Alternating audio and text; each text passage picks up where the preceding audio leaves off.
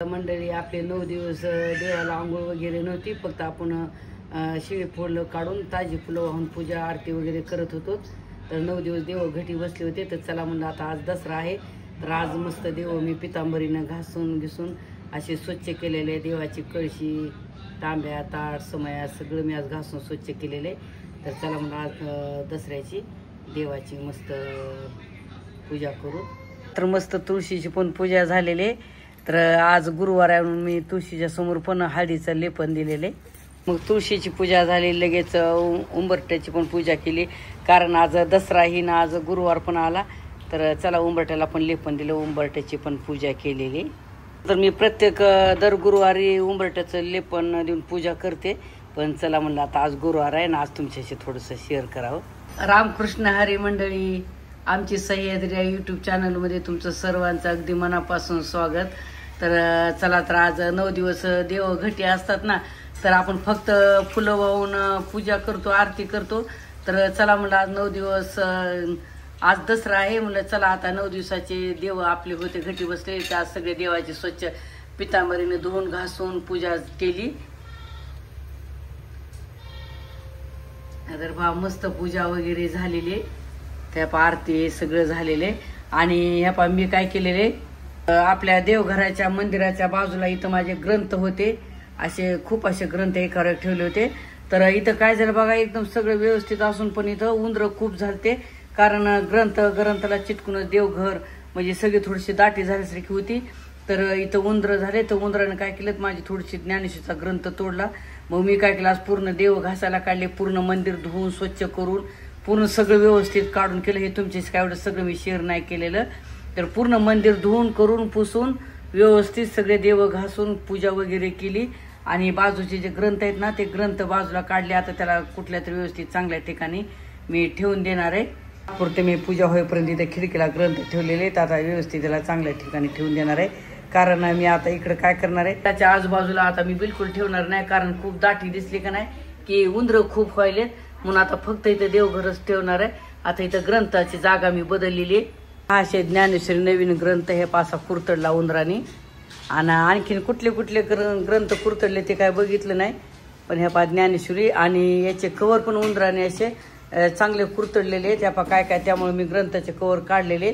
आता मी एक दिवस घरीच मला ग्रंथाचे कवर मशीनवर शिवता येतात, एक दिवशी मशीनवर शिवणार आहे. तर पाहिजे नवी ज्ञानेश्वरी, तर त्यामुळे आता हे ग्रंथ व्यवस्थित करून दुसरीकडे ठेवून देणार आहे.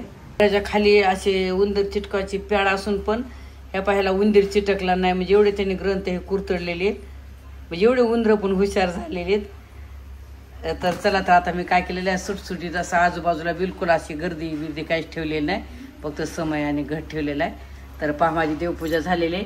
आणि आज दसरा पण आहे आणि आज गुरुवार पण आलेला आहे. आणि तसं तर मी दर गुरुवारी देव घासून घुसून व्यवस्थित पूजा करते. पुन्हा उंबरट्याला लेपन, या पाच देवाच्या मंदिराच्या समोर पण मी फरशी तुकडा पण लेपन केलेले, सगळी पूजा वगैरे झालेले. आमच्या इकडं काय करतात पहा, जर नवरात्र सुरू झाले ना की कन्यापूजन करतात. म्हणजे कुणी 5 कन्या छोट्या मुली, कुणी 7, कुणी 9, कुणी 11 अशा छोट्या मुली जेव घालतात. कुणी त्यांना खायच्या पदार्थ देतात, कुणी पेन देतात, कुणी वही देतात, कुणी चॉकलेट देतात. असं करतात 9 दिवसामध्ये. पण मी 9 दिवसामध्ये केलेलं नाही, कारण आमचे 9 दिवसाचे उपवास असतात, म्हणून मी काय केलेले, तर आज उपवास आमचे काल सुटले. तर आज दसऱ्या दिवशी मी कन्यापूजन आम्ही करणार आहे. तर त्यासाठी मी कन्यांना जेवण्यासाठी कन्यापूजन करून करून त्यांना जेवण्यासाठी ह्या पाय इकडं मी पुलाव बनवलेला आहे. पापड्याचा पण बेत चालू आहे, इकडे पासून व्हायचं चाललेत पापड्या, तिकडे माझी आवरावरी चाललेली. आज दसऱ्याची सगळी आवरावरी असते. पुन्हा छोटं मूल घरात आहे, तर मग मला पहा अशा छोट्या मुली किती मदत करू लागतात. पाहता फुलाचे हार करायल्यात या दोघी पण, ती छान हार केलेली.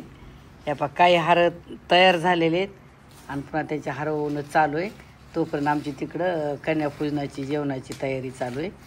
तर आता फुलं आणली तर दसऱ्याची सगळ्या दरवाजाला माळा होऊन घातलेले. मोठ्या दरवाजाला आपण किचन रूमला आपण 2 रूमला माळा घातलेली फुलांच्या, आणि मध्ये आंब्याचे पानं घालतात. हॉटेलसाठी पण अशा माळा मुलीने ओवलेले आणि हे पण आणखीन राहिलेले आहेत. आता थोडा त्यांना कंटाळा आला म्हणून ह्या त्यांनी जुळून ठेवले. तर आणखीन आता हार करायचे. चला म्हणलं सगळी तयारी झालेली. तर पाहता मुलींना बोलवायला पाठवलेले. आता त्यांचं कन्यापूजन करायचं आहे, त्यांना जेवायला घालायचं.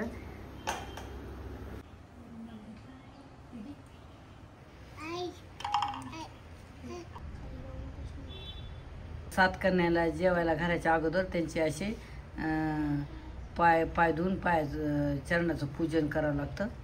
अशा पद्धतीनं एक एक करून 7 जणीची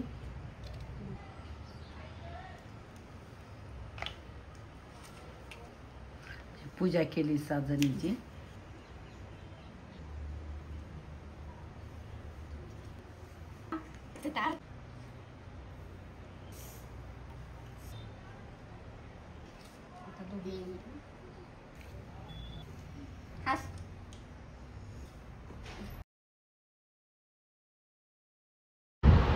तर 7 जणी कन्या होत्या. तर सुनेनं पण केलं काय जणीचं आणि मी पण केली काय जणीची पाद्यपूजा.